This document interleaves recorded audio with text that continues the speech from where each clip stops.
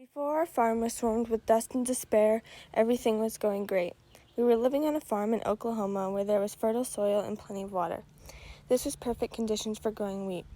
Pa planted wheat every spring, and he would harvest and sell it to the nearby mills in late August or early September.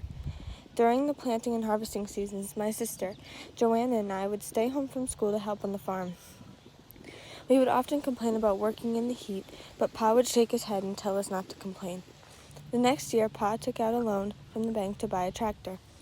Every month, he took some of the money he had saved up from the last crop to pay the interest and his monthly payment.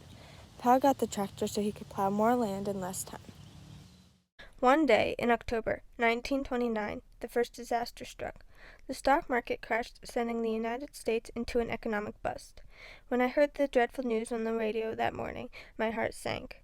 I knew Pa had invested in the stock market to help pay off his loan for the tractor, so now he was in a lot of debt and he had no money to pay it off. He was not the only one who had lost money in the stock market. Many of his customers did too. So because of the lack of money, most of the businesses he would sell wheat to were closing down due to bankruptcy. Now, to make even half of the money he made before, he would have to plow more land and grow more wheat, but this only created a surplus of wheat. A year later, another disaster struck. A drought, leaving the ground that was once lush and perfect to be cracked and dusty. Now we couldn't make any money off of growing wheat. It was devastating, and my family didn't know what to do. When my sister and I would walk to school, the dust on the road would lift up as we walked, creating a cloud of dust behind us. The creek that we would walk by every day was once beautiful and full of water, barely had any water left. The grass was turning brown, and the flowers were starting to shrivel up and wilt. And since there was no crops to grow and no demand for those crops, Pa was forced into unemployment. Life was hard not having any money and not having the ability to grow crops, but what was coming next would change our lives forever.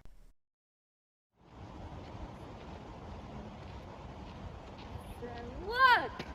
Run!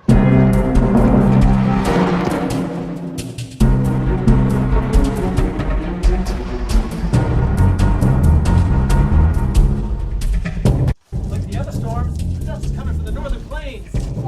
Get it. Cover the window. That afternoon crawled by.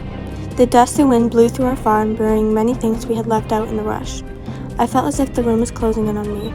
The dust swarmed in my eyes and got into my mouth and nose despite the rag I was holding over my face. I felt like I was suffocating.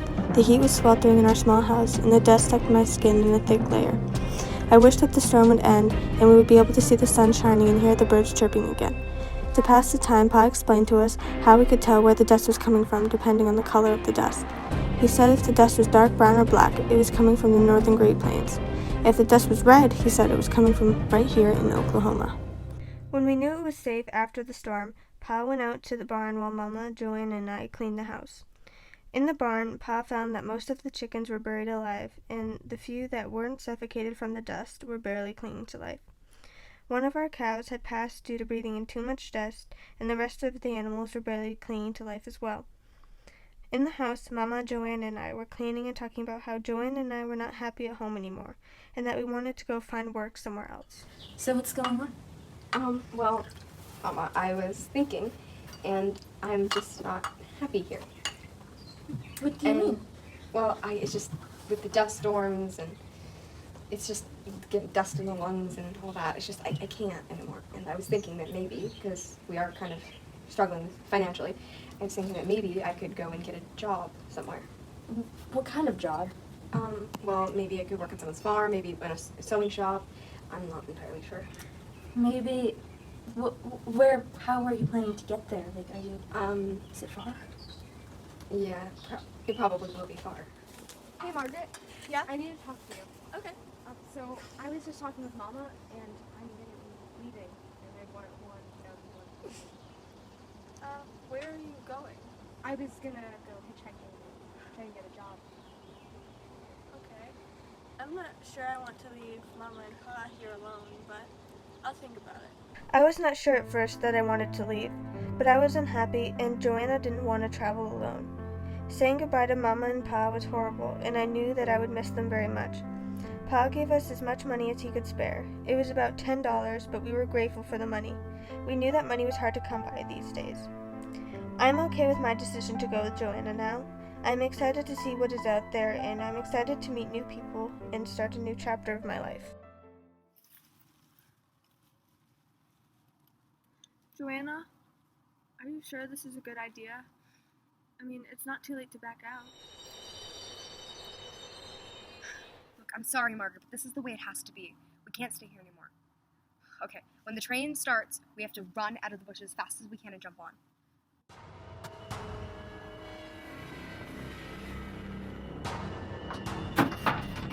Oh my god. No.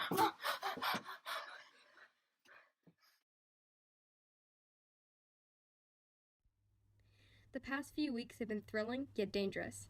The first time we hopped a freight train, I slipped and almost fell. I'm lucky Margaret was there. Many kids die hopping freight trains. If they slip off the train, it could cost their lives. Luckily, me and Margaret are still alive and well. In fact, we've hopped about a dozen boxcars in the last few weeks. We also stopped at some people's houses. They would give us food, water, some work, and sometimes a place to sleep. Once, we were even given a fresh pair of clothes by the nicest woman and her daughter. Her daughter was fascinated with what life was like on the rails. Most people on the rails are around our age, 14 to 15, some even younger. We all have our reasons for leaving home. No money, no food, home life, being told to leave, running away, or simply seeking adventure. That nice girl sounded like she wanted adventure. The truth is, I never really wanted to leave home. I just knew I had to. And I knew my sister had to come with me. If she didn't, I don't know what would have come of her.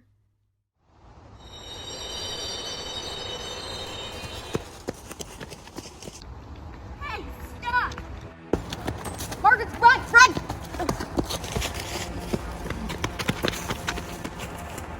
Joanna! Stop pulling! Go! If you don't give me half your money, then you will have to pay for it and wait. No, wait.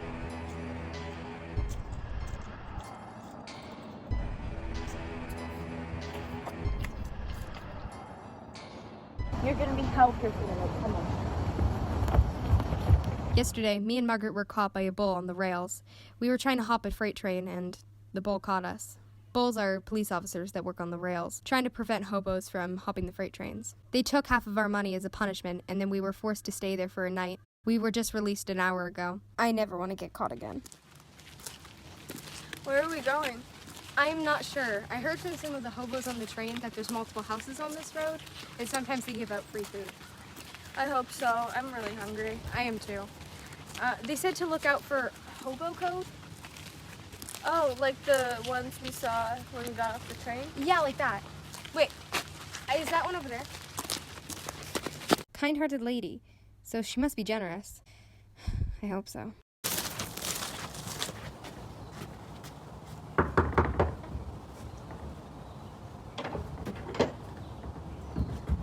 Yes? Hi, we were wondering if you maybe had any food to spare. Oh, let me go check.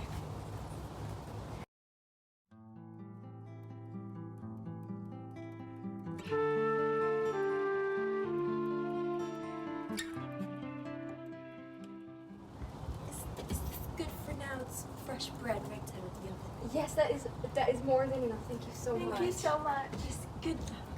Thank you.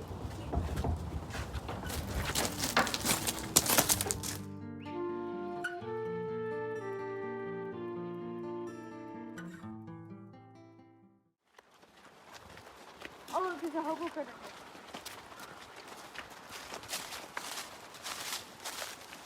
Yeah, it says there's a jungle over here. Come on.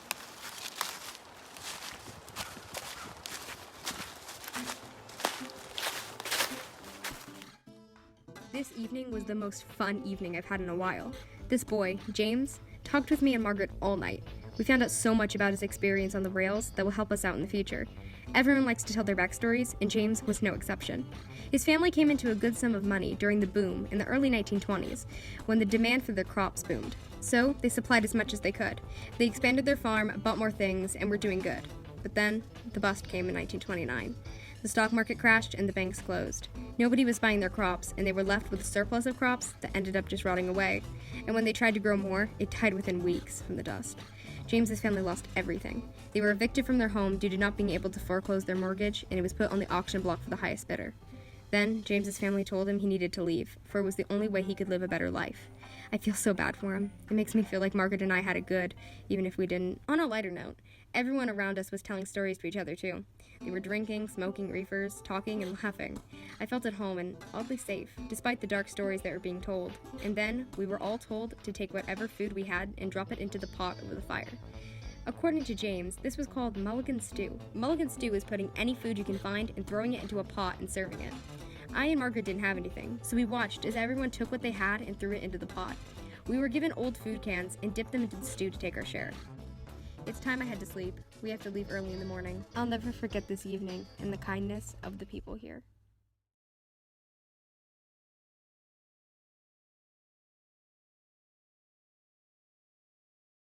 Do you guys have any homework? No.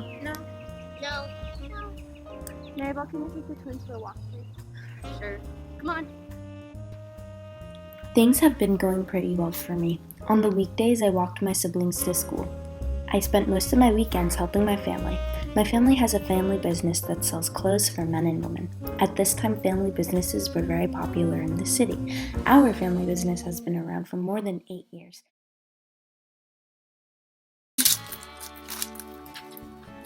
Betty, can you please come here? Coming. Yes, Mother? So you know how we've been paying you 50 cents an hour to work at the family store?